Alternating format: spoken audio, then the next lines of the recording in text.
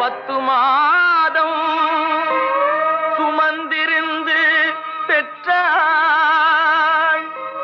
பகல் இரவாய் விழித்திருந்து வளர்த்தாள்.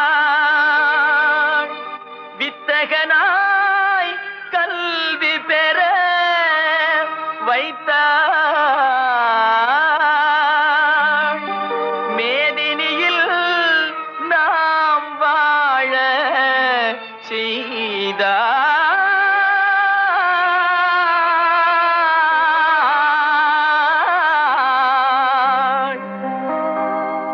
அன்னையை போ